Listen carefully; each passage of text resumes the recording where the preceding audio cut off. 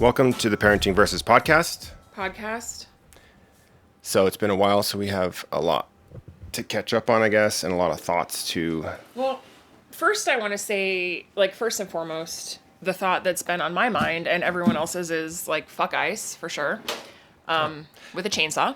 We're just getting there. We're just going right No, there. I'm going to go for it. I'm tired of this shit. Fuck ICE, fuck the Trump administration, and pedophiles. I mean, literally, fuck them all. Nice. I was going to share this with our parents, but I guess not anymore. No, and go ahead. Go ahead. They raised us. If you don't like the way we turned out, so sorry. Our president's a pedophile. I don't know. Hey, you know what? Get that anger out. Mm-hmm. So, yeah. There's that. But it's okay. It's that's the world we live in, so... No, well, I've been really conflicted, and you know this. Yesterday, there was a big protest in downtown Albuquerque. I wanted to go really badly, and because I couldn't find childcare, I wasn't able to go. The bane of parenting, right? And normally, I would say, yes, I'm okay with taking kids to a protest to some extent. However, things are really heated, tensions are really heated, and all the things that have been happening in Minneapolis, I just didn't feel like this was the time to take my kids and put them in that situation, because you just don't know. So I didn't go, but I really wanted to go. And I'm really proud of everybody who did and everybody who showed up, because they really showed up all over the country, all over the country. Yeah. Well, I guess in context, since this podcast is kind of a snapshot of the Dominguez history, might be in the Smithsonian someday. You never know. I doubt it. In 100 years, Parenting Versus podcast. People if our government keeps going the way it is, all of the podcasts are going to be destroyed by next year. So enjoy it while you can. Yeah. I mean, ours is hosted on archive.org, which is kind of cool. Mm-hmm.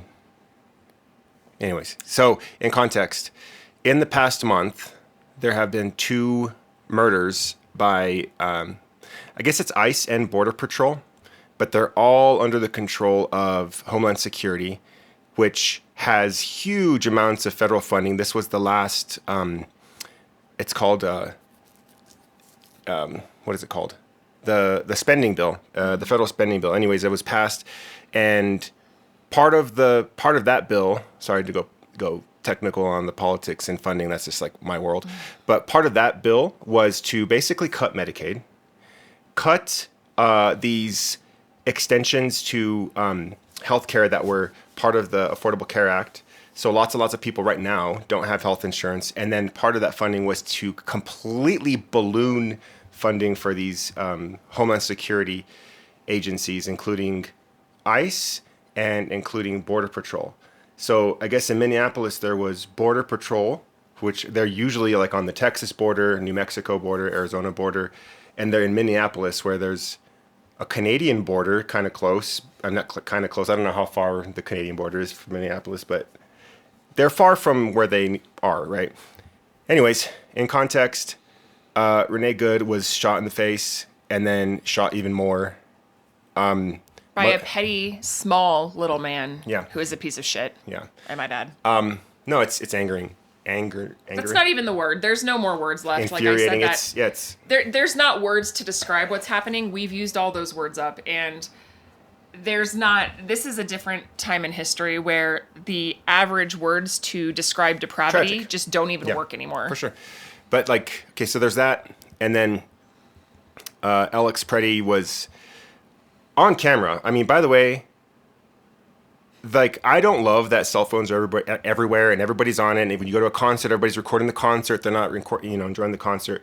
But one of the benefits of this is when crap like this happens, and the government tries to get away with stuff and tries to gaslight the entire nation. Oh no, that didn't happen. He was attacking us with a gun. No, he was helping somebody that you pushed down, and he was holding a cell phone camera, and then you knocked him down, restrained him, and then shot him repeatedly.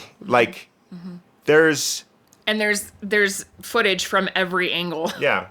Every angle. So it's beyond words, what's happening with this administration, and it's been nonstop for a year since Donald Trump was reelected. All this craziness is happening. I mean, it started off with just a blatant ignoring of Congress authority, and shutting down USAID, which helps people. Like, there's people around the world. This was an agency that was created by John F. Kennedy to kind of help our image as a country as like, hey, we're like doing good things, and we're sending these things to countries that just don't have anything. They don't have an economy to like support their people. And then that was the first thing to go, boom, USAID, without congressional authority, which was huge. Right. And then, and it's slowly ramping up, and everybody's like, oh no, the freaking, what is it called? What was the document that they put together that was like, supposed to like outline their plan, their goals, and everybody's like, oh no, they would never do that. Project 2025. Yeah, Project 2025. And like everything is like they told us, right? But anyways. The thing that bothers me the most is when people choose ignorance. Like, oh, I'm not political. Oh, they wouldn't really do that. You don't know that. And if you have the information and you have the ability to look at the information, you should. You have a civic duty to do that. Whether it's true or not, you have a duty to be informed. And so burying your head in the sand and saying, I'm not political is bullshit at this point. Like, you are choosing to be ignorant, and that's no longer an option for you. Every single person in this country has been affected by this administration in a negative way. I don't care what side of the fence you're on. Every single person has been touched negatively, one way or the other. Yeah. So saying you're not political is no longer a stance you're allowed to take. That's just irresponsible. Yeah. And, it's like that meme where it was like, I didn't think the leopard was going to bite my face. It's like, are you serious? And then with the release of the Epstein files and then the re-release yesterday of all the files that were released, and then they were trying to like do damage control, which is hilarious to me. Somebody in the DOJ just leaked that.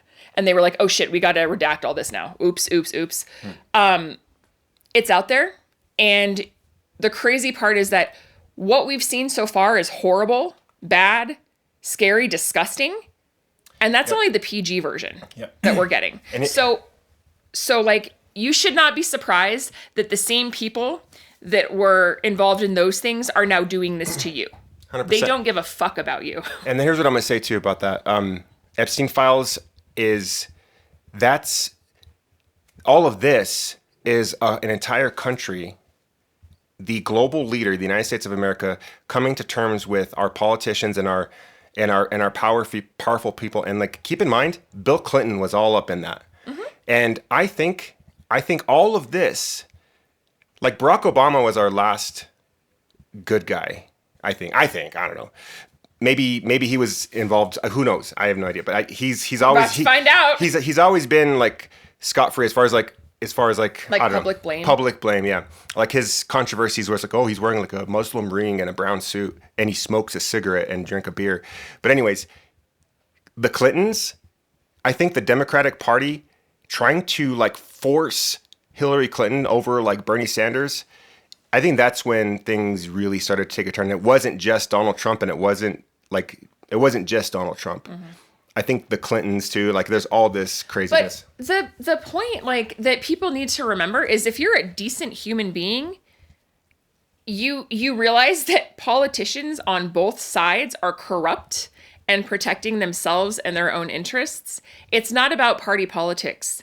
It's about human decency. It's about being a good fucking person and not buying into this shit. And so it bothers me when people are like, oh, but Clinton's in there too. I'm like, great, send him to jail too if he deserves to go to jail. Like, I don't care what their political affiliation is. If they're in there and they're in there for the wrong reasons, take care of it. Bill Gates and all kinds of other people.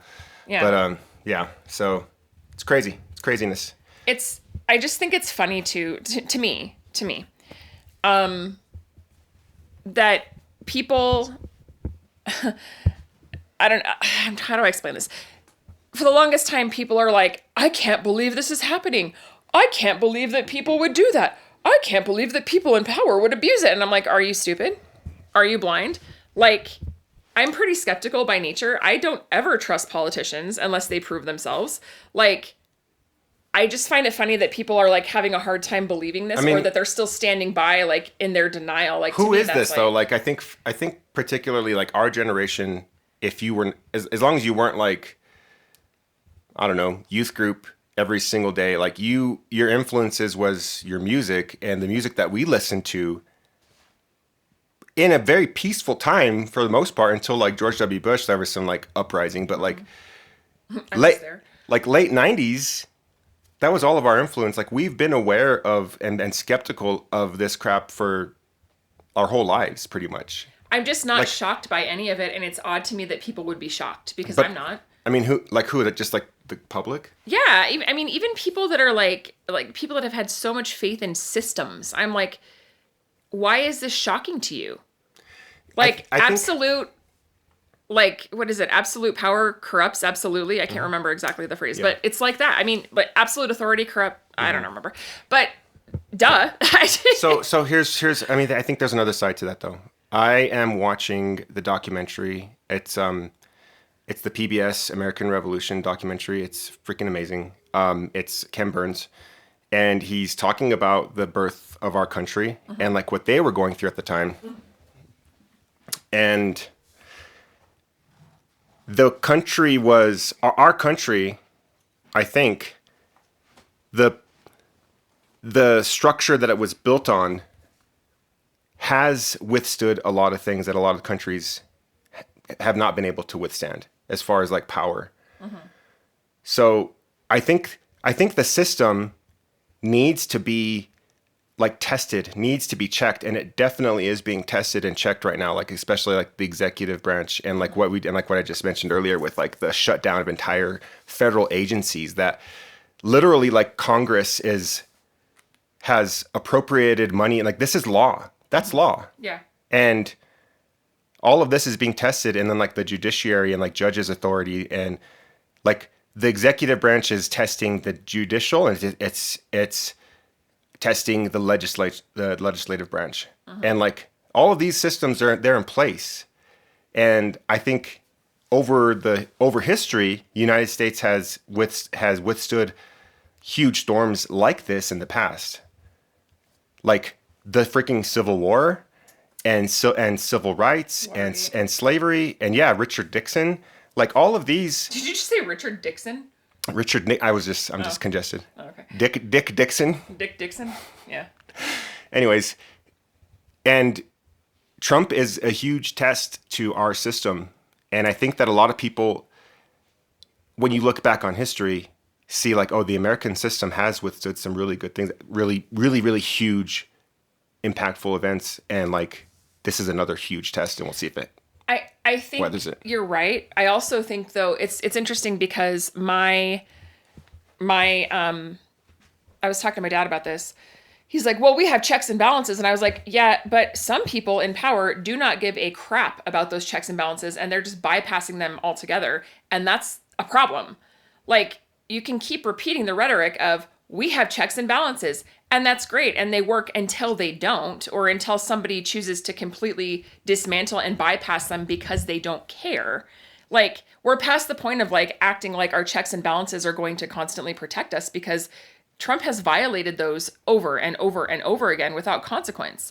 And so I'm like, okay, we're in a different part now. Like, we can't just say, oh, we have checks and balances, it'll take care of itself. Obviously, it's not doing that. No, I mean, I think there's still, as a citizen, you have a responsibility for sure. But I think over history, the checks and balances have been.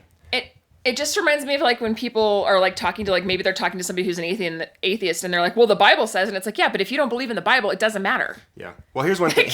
Here's some good news about all of that. Like, after Minneapolis, there are some Republican senators right now. We're going to have another government shutdown, by the way. Yeah, I heard. Like I heard. every fiscal year, there has to be a bill that's passed to fund the government. It's law, right? And of course, the Democrats, in the House and in the Senate, are not going to like agree with whatever this Congress wants to go with, because the Congress right now, they're basically bending to whatever Donald Trump is saying. Democrats are like, oh hell no, especially like must be a roller coaster bending to the whims of a man who has dementia. That must be wild. But our homegirl Melanie Stronsberry, she's always very vocal. But like the Republicans are like, okay, if I disagree with Trump, that means my voters are not my constituents, my district. They're not going to like me. I need to bend to whatever it is that Trump wants. And they've done that for a long time. But after Minneapolis, there are some Republicans, like right now, they're like, okay, fine, we are not going to fund Department of Homeland Security right now. So this is because they're getting calls from people and they're like, okay, all right, it's starting to get like, Oh, this is uncomfortable for me. yeah, I don't like no, it. but they're starting to be like, okay, like maybe I was wrong about some of this stuff. Like we need Love to like to not, see it. yeah, but that's what's happening right now. Like they're getting calls, and there's Republicans right now that are saying, okay, I'm not gonna do what the White House wants. So this is the legislative branch. Are you mansplaining this to me right now? No, of course not. All right. Just checking. This is the legislative branch starting to come around, and like when Congress finally puts on their big boy shoes, big girl shoes, like they have the power. Congress has the power to be like, oh no, we're not okay with this. So Yeah, it's interesting. There's a lot going on in a lot of different spheres. I mean, even like I was talking to some of my friends about this, my female friends, like I think millennial women especially, we're pissed right now. All of us, we're fucking mad. Maybe it's perimenopause, maybe it's not. I don't know. But I feel like millennial women and Gen X women especially, we're in a weird place right now. Like there is some feminist rage that is coming to the surface that has needed to come to the surface for a really long time. And this has been the catalyst for that. And I'm actually very proud of the women that are standing up and speaking up, and they're doing things their own way. And I think the Epstein files have kind of driven that. And I'm so glad that women are finally like, no, enough. Like, fuck this. Like, we're going to take matters into our own hands. We're not going to put up with men's shit. And I'm not speaking generally, not all men. I know. I'm so sick of that. We're like, oh, not all men. Duh. Okay? We got it. Thanks. Check. But there has been a lot of shit that women have been forced to put up with, endure, live with, swallow, bury under the surface that men have no idea about. And all those things are coming up now. And so it is like this weird angsty rage that women have, and it needs to be dealt with and it needs to be expressed, because this time in history is a turning point for so many things, and especially the way that we handle women in the future. And I think a lot of women are starting to realize like just how much oppression and sexism there actually is in the world still, even if we don't necessarily acknowledge it because of these things coming to the surface. And that's a whole different conversation, but like, I know I've been angsty. I know I've been pissed lately. I know I've been like radical and mad and like angry, but I think I'm not the only one. I think there's a lot of women who feel the same. And I think we need to have that conversation because it directly affects all of this stuff. You know, like Renee Good, I think about her all the time. You know, she was a mother. She was a white woman. And because she said something and she spoke her mind, she got shot and called a bitch. And women get that stuff all the time. That wasn't a one-off. That wasn't an isolated incident. Every time a woman has an opinion, we get thrown, oh, she must be on her period. What a bitch. She's controlling. Like, we get that all the time from men. Mm-hmm. Just for sharing an opinion or standing up for ourselves. And we're fucking done. Yeah. So, I mean, I think a lot of men don't, and I'm not saying, again, not all men, but a lot of men do not understand that we have been dealing with this for our entire lives. And like, we are tired of being quiet and not having opinions or taking the shit that comes with having an opinion and standing up for ourselves. And I think men that are chauvinistic, especially men that are in ICE, who are insecure, they don't know how to handle women who actually stand up for themselves because they're not used to that. Or the circles that they walk in, like Trump, those women, they do everything for the male gaze. They get Botox, they change their appearance, they constantly pat men's egos and say, oh, you're right. Oh, Trump is such a good guy. Blah, blah, blah, blah, blah, blah. Like, no, we're done. And I think this is off of the hills too. Like you read the book by Virginia Giuffre's book. Yeah. Yeah. And if you haven't, you should. And her story. Everybody should. Yeah. How does, I guess I'm wondering, like, how does a woman like you express that rage in a productive way, like a healthy way? Maybe, I don't know about healthy. Like, I don't know. Healthy might be out the window at this point, but like healthy's not out the window. Like productive. We educate ourselves and we don't stop. We teach our kids to be better humans, our daughters and our sons. We teach our daughters not to put up with shit. We teach our sons to respect women. We educate our husbands on where they might have blind spots. We stand up for ourselves and we know what we're worth. And we don't bow to the whims of men and their egos, for sure. And we teach other women that their value is not solely based on their sexuality or their sex appeal, but rather their intellect and their knowledge. Yeah.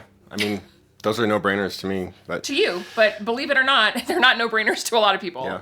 I think there's a lot of experiences that, like, maybe I'm not aware of. Like, how does a man grow up in, I don't know, halfway between, Colombia and the Ozarks, like in the small town? Like, how are they raised? Mm-hmm. I mean, I have a little bit of an idea. I grew up in the Assemblies of God Church in New Mexico, but like, and that's where Assemblies of God is from, is Missouri. I know that. Mm-hmm. Or are they Arkansas? They might be Arkansas. But anyways, yeah.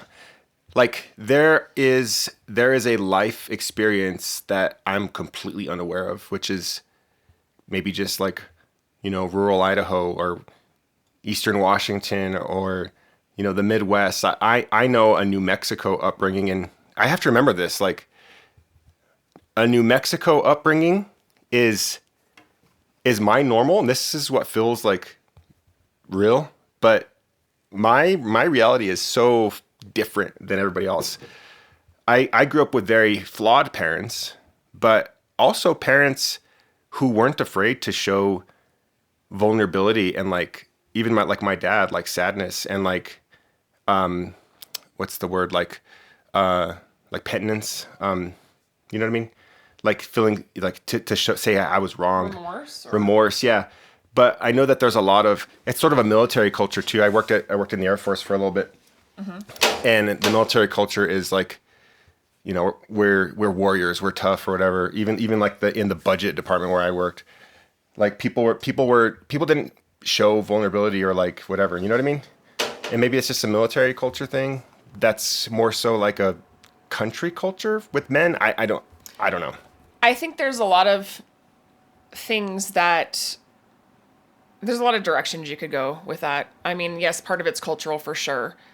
There's also just learned and lived experiences that women have that men don't. And it's because men don't have to think about this stuff. Like, for example, every time a woman walks to her car by herself, we think about, is someone going to try to kidnap me, assault me, rob me? Do I have my keys in between my fingers so I can take a swipe at their face if I need to? Do I have pepper spray? What would I do if I was attacked from behind? Women have to think about this stuff. We think about it all the time. Like, I don't go and get gas at night. Why? Because there's so many things that happen to women at night when they're at gas stations by themselves, right? Like, I remember being 20-something and working at the mall, and I remember I worked at Starbucks also at that time, and we had this officer that came in all the time. His name was George, actually.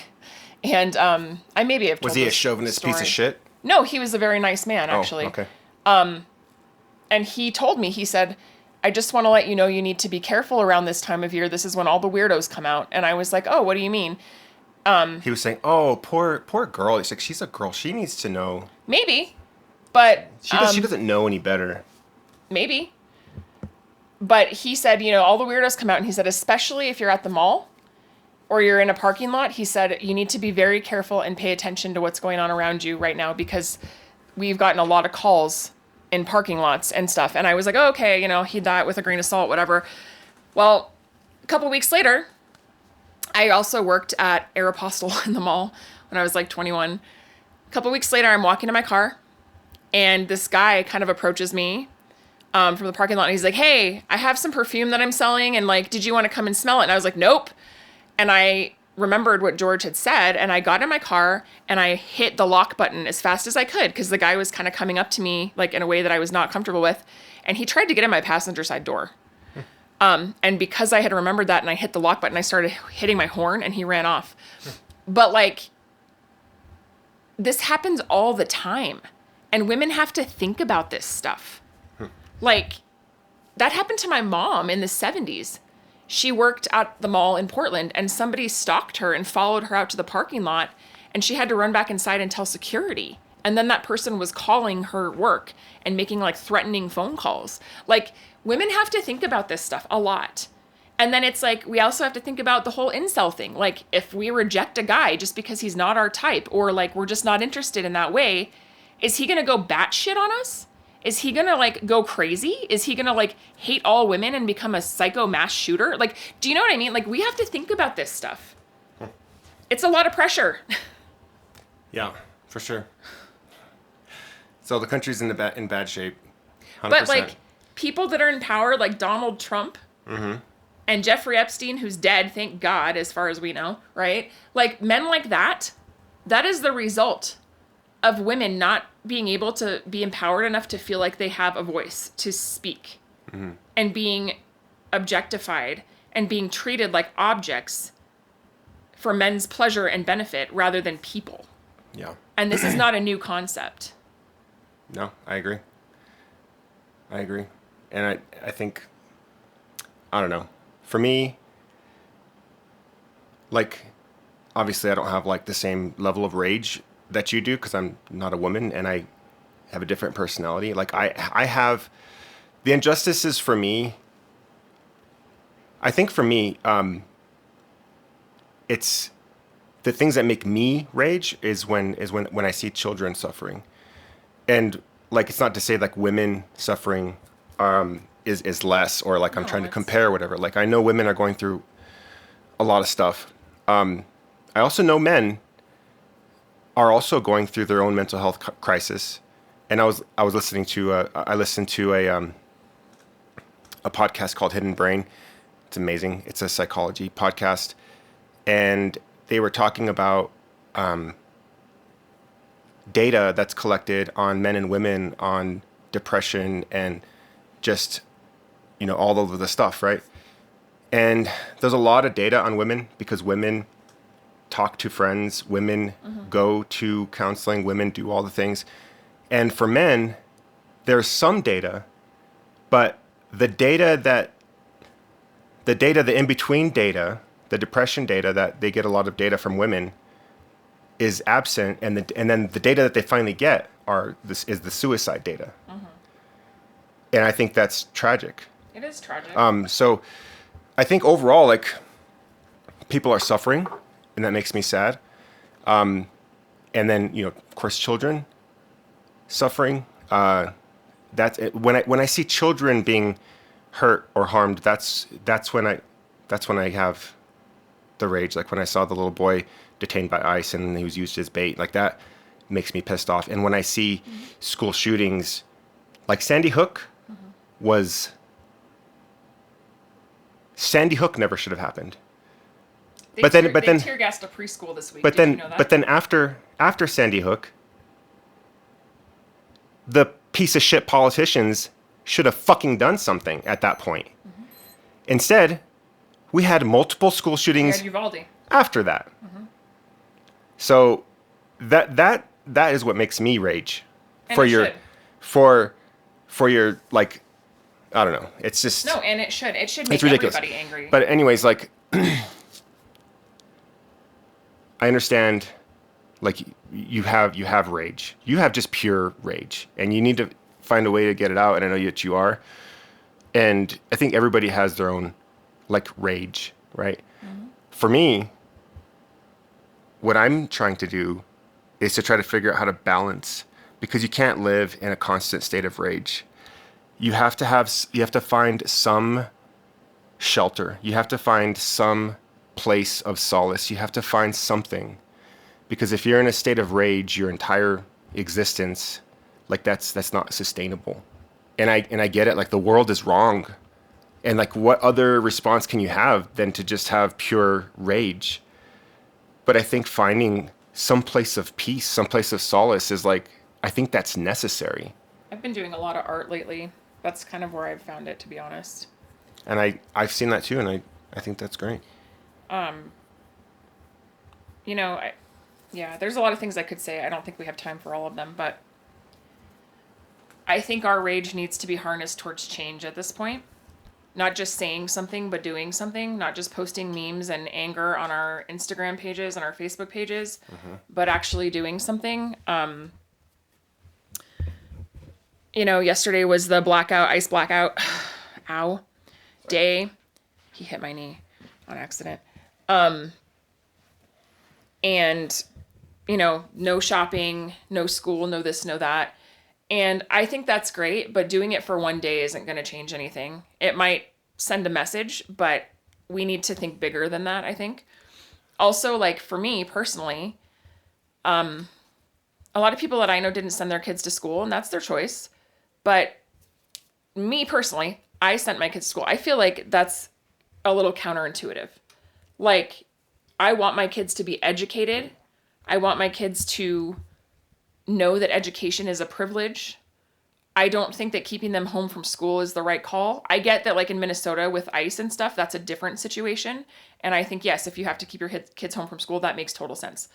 I'm talking about, like, out of protest, keeping my kids home from school. I think the best thing you can do is educate your children right now and empower them. And so I think we need to think around what makes the biggest impact, but also doesn't take away from, like, our kids' future and the world we live in. And same thing with work, you know, like, I get it, but also not going to work and protesting by not going to work is a privilege. Like, there's a lot of people who can't pay their bills and they have to go to work. They don't have a choice. They don't have the privilege of saying, I'm going to protest. I'm upset. F you, U.S. government. Like, and I know their heart's in the right place. They want to, but, like, they literally have bills to pay and there's nothing they can do about that. Yeah. And so we need to look at, like, even how our protest reflects our privilege, if that makes sense. Yeah. So, maybe that's a good place to just pause real quick and take a quick break. And then we can come back and talk about what that looks like.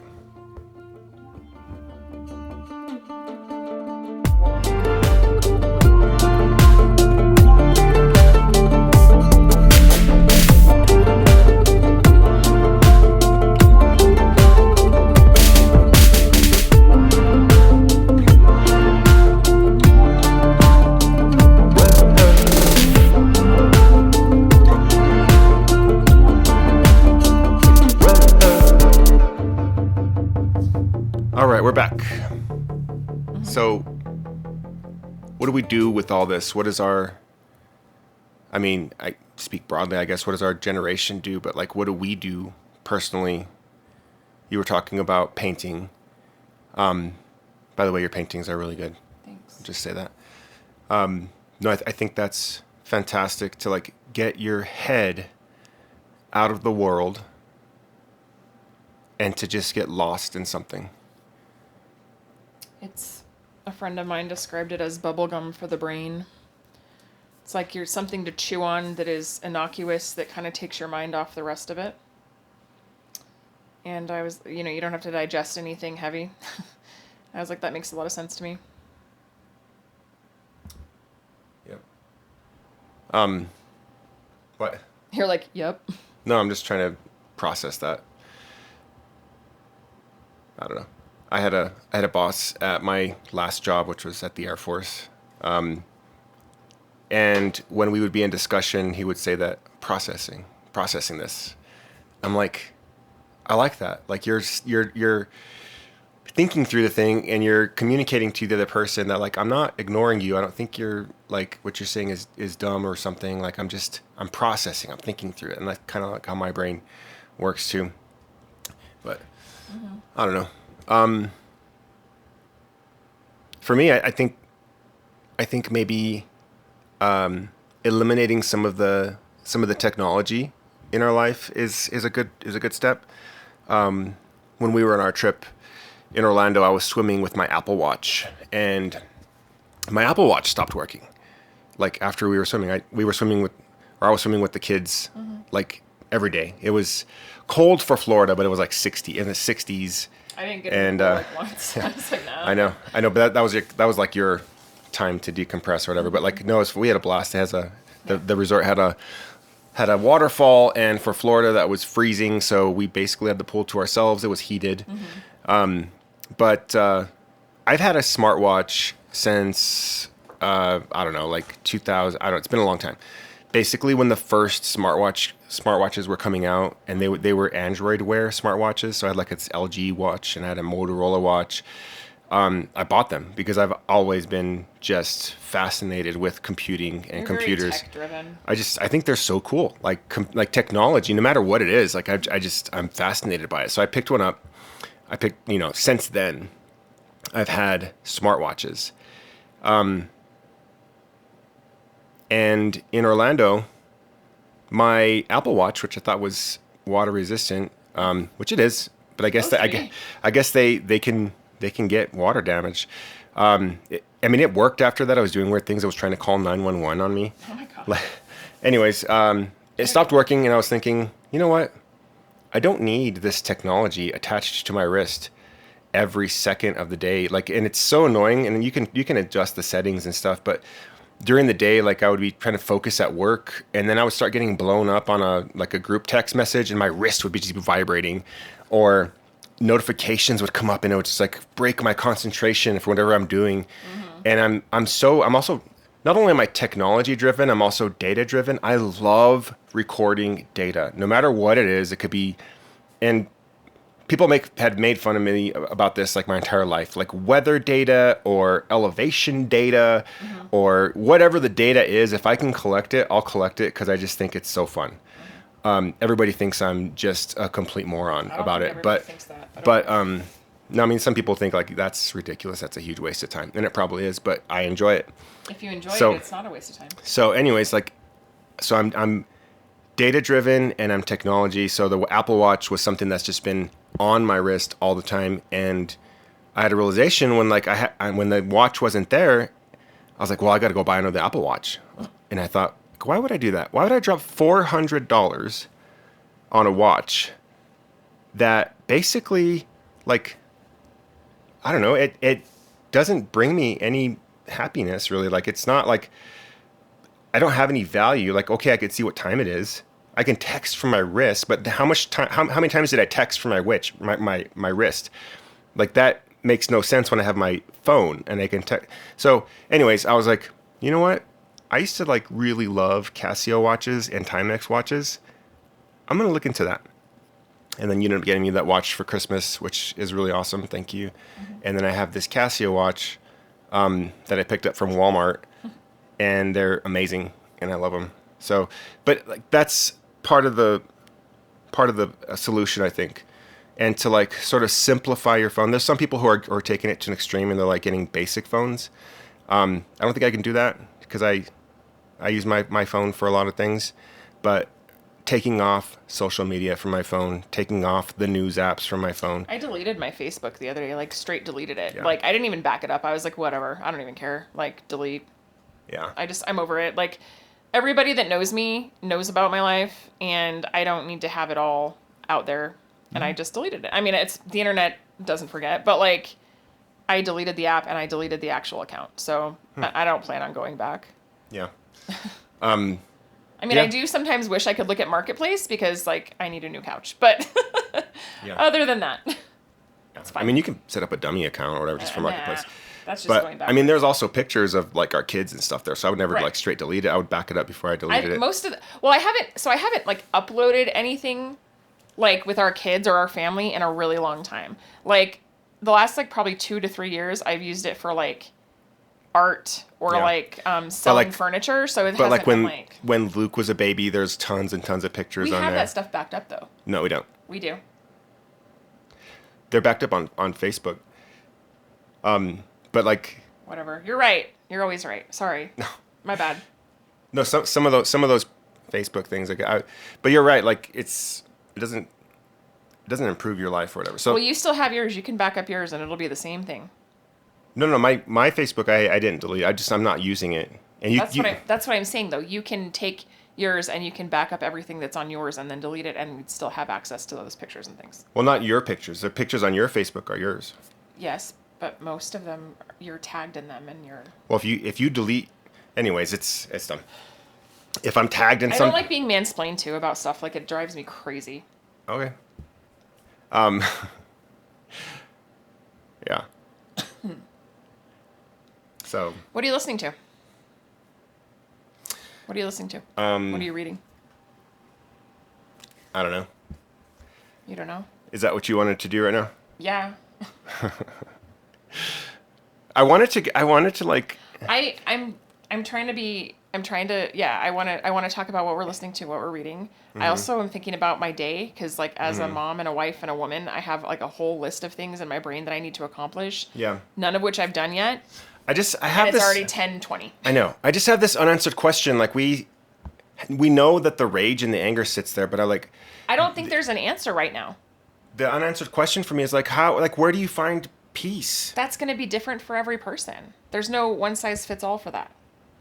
Community, and whatever community that is for you, you've got to embrace that at a micro level. Yeah.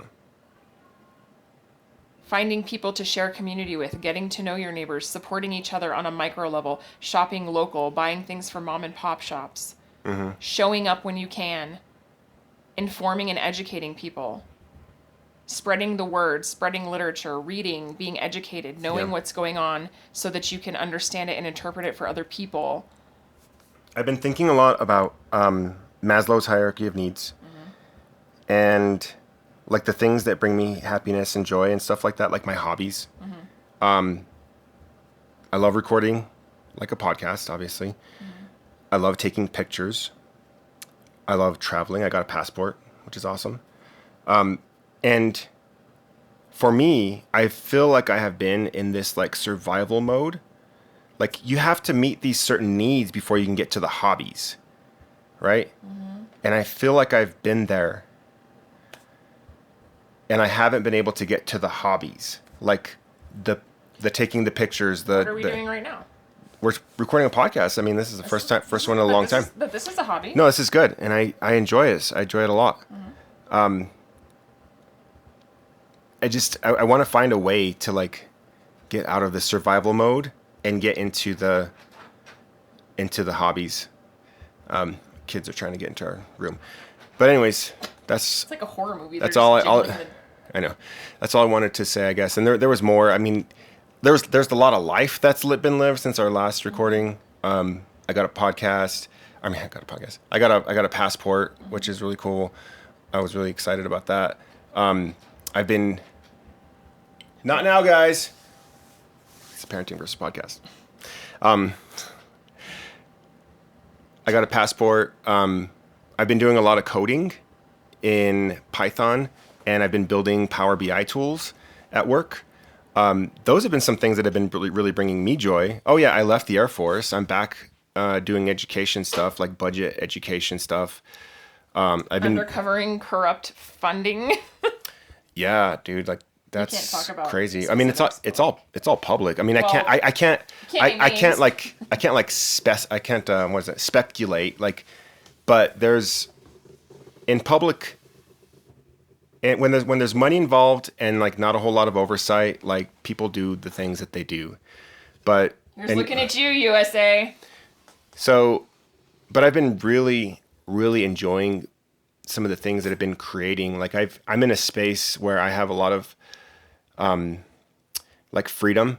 Like I get the things done that I need to get done, but I'm also building. Like some of the things that I've always wanted to do is build and code and like do things with computers. And I have the freedom to do that. And I remember when you had once considered going to a coding boot camp. like a boot camp. Yeah. I mean, I was a teacher, and that was part of like necessity. That's part of this whole survival thing that I've been in my entire life. But think about that. Now we have AI doing that for you. Like, so now you get to do coding as like a fun thing instead of a survival thing, yeah. which is cool.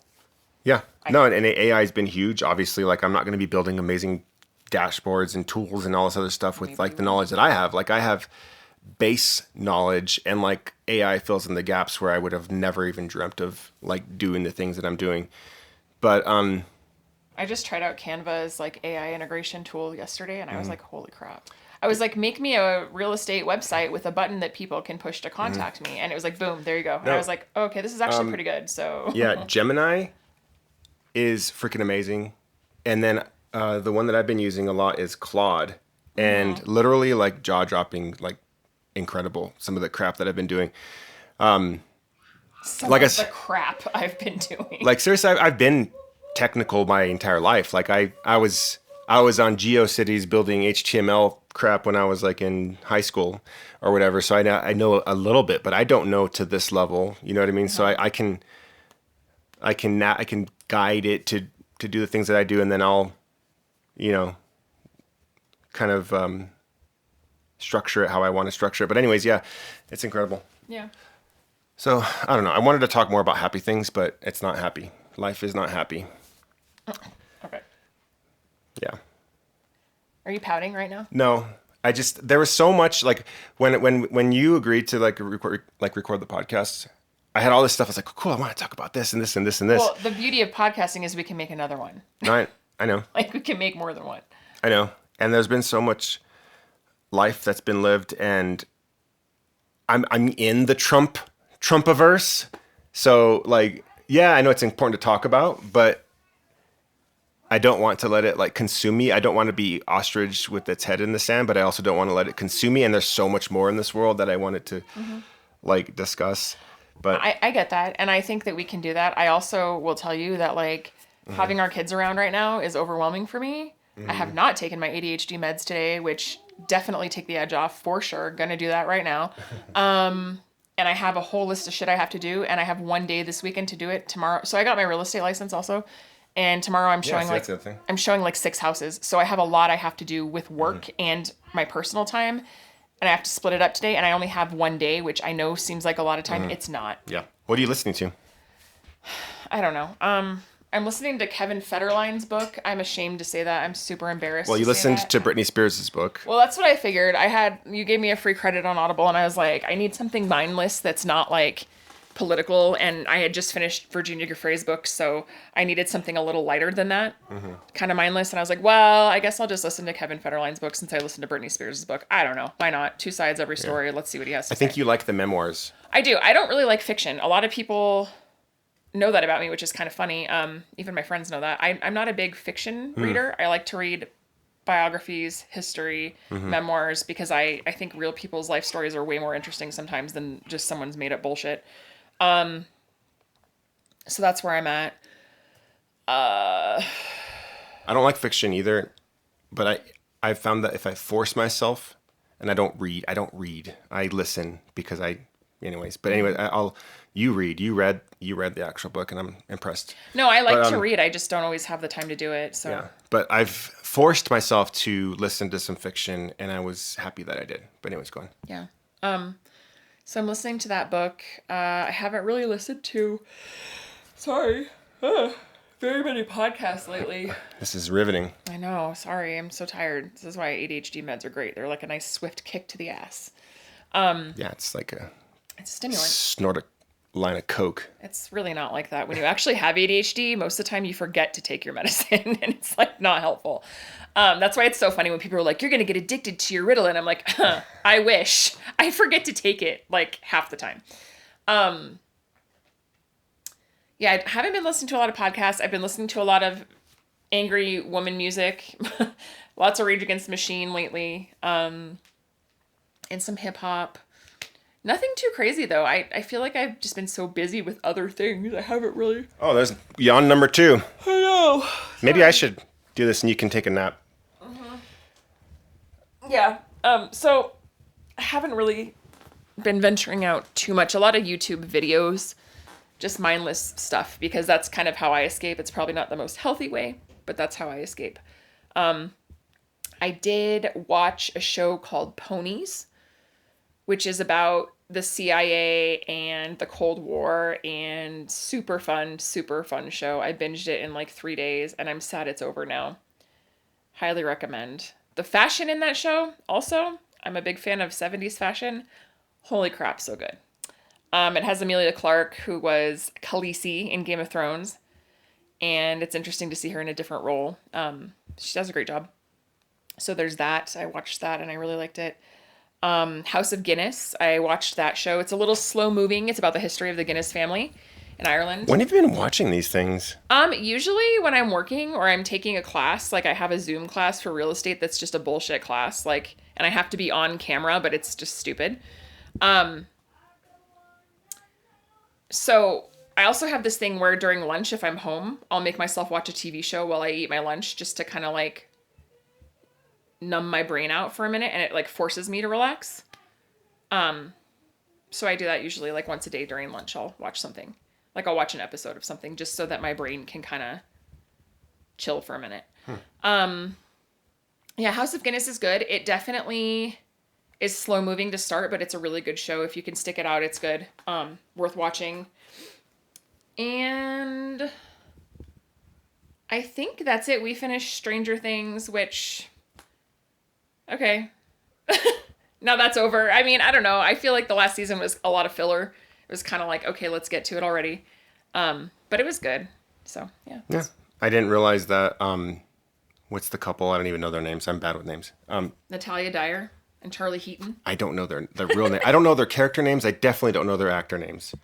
It's like them. I feel really They're bad. in a Like, relationship in real life. you told me that Home Alone mom died yesterday, and I never knew Catherine her. O'Hara? Yeah, I never knew her real name. Oh my gosh. I don't. know. I don't know people's names. Like, That's like the blow we did not need yesterday. I literally felt like my stomach drop when I saw that, and I was like, no, fuck no, like, not today. Mm-hmm.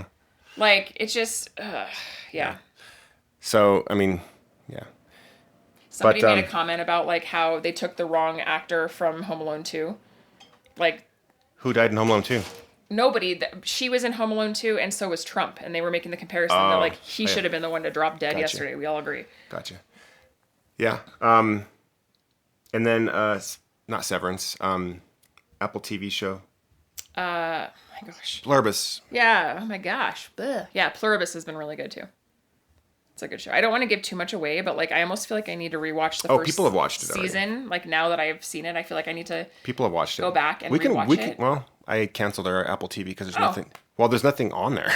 Okay. Like Apple TV is one of those services where you're like, okay, Severance comes on. All right, cool. Apple TV. And When is Severance coming out with the next season? Because I've been knows? waiting. Nobody knows.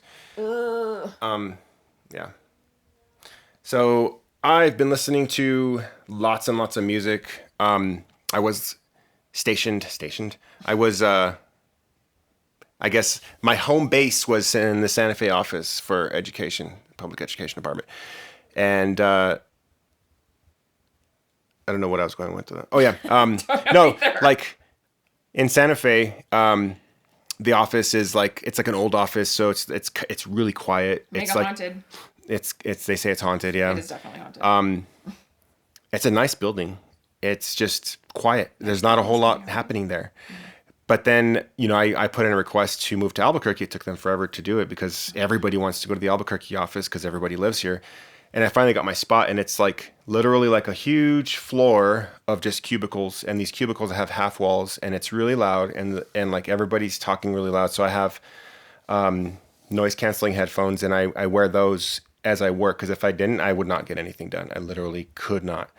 And also it's an indicator to other people like, hey, don't talk to me. I'm sorry. Like I'm focusing. I'm writing Python code right now, guys. Leave me alone. I'm analyzing some budgets. Wow, but anyways, fascinating yeah, stuff. no, I mean, it's fun for me, but, Hold on your hats, guys. So I'm doing some budgets. Yeah. So I'm listening to music nonstop. And one album that I have really been enjoying is an album called Glow On by Turnstile. It was released in 2021, but it's like a really like, kind of raw sort of punk. I don't know how to describe it really, but I don't know. Just check it out. It's called Turnstile Glow On by Turnstile. And then I'll just say a couple more. Started listening to Under Soil and Dirt, which is by The Story So Far. They're a pop punk band. They were off my radar. Like, I don't know how. I've heard of them. I've heard of them, but like I never like got into them at the time. Tamara used to like them. Yeah, no, they're good. I mean, my whole entire, again, people make fun of me for shit, and pop punk is the one, and the one thing that always gets under my skin, and everybody seems to do it. They do the like that. It's pretty good. I know. My balls in and they don't have my. I don't know. Your balls? Yeah, Okay. that's what they sing about. All right. Yeah, like I. My balls hurt and so do my feelings. Yeah. So. Yeah, it's like funny like the first and second and third time, but like when everybody starts to do that, and when you go on road trips with people and you have to listen to their music and you can't listen to the music Are you that talking directly to me right now? No, this has been my entire Who life. else have you gone on road trips with lately? Like high school friends, like we would go Whatever, John listens to the same music you do. I was not friends with John in high school. And that's why me and John got along, because we both liked New Found Glory. But Typical. no, like I would, we would drive to Wolf Creek and go snowboarding. Yes. And like, I'm like, I want to get amped up and pumped up too with you guys. And like, do we really have to listen to like, Radiohead the entire time? Anyways, yeah, so those are a couple. And then one hip hop is by Genesis Owusu, and it's called Smiling with No Teeth. It's one of those things. Sounds ugly. Yeah, it's I do have to get myself out of like my rut of like the same music. So I try to get out. And then one more. It's called Lucky by Day. Oh no, hang on. No, it's called Painted. Wait a second. The album is called Lucky. The artist is called Day, Daye. So yeah, that's the music. And then just real quick, books. I have so much to do today. I know. The Song of the Cell, An Exploration of Medicine and the New Human by Siddhartha Mukherjee. This guy is he's a physician, and he is an expert on basically cells. And he was talking about, there was this chapter about cells. Cells are amazing, by the way. Like, and there's so much I did not know about cells. And I taught biology in high school, but there was a chapter where the whole chapter was about the Fred Hutchinson Center in Seattle and like his impact on the research there and the people that were there. And this was personal because this was what this was Lindsay's childhood with her brother and stuff. So it was like really interesting to hear like the background of like the science and like what territory they were in this research. And it's just pretty incredible. Yeah. And then recently I did finish a book called Jonathan Strange and Mr. Norrell. It's like a fantasy book by Susanna Clark, not my genre. Wow, and it took for frickin' ever, but it was good. Another good one was another fiction. It's called The Women by Kristen Hanna. That was really good. It's about the Vietnam War and the nurses there. And then a couple of really good books too that I finished recently that were amazing. Unholy by Sarah Posner. It's like she's talking about like the rise of the evangelical church and how they went into controlling the country with religion. So. Oh, also fuck Erica Kirk, by the way. Just throwing that out there. All right. No, I just feel like I need to get it out there. She's a terrible human. Yeah, there you go. So, okay. Tune in next time where we rage some more. Yeah, we'll rage against all the machines. Yeah.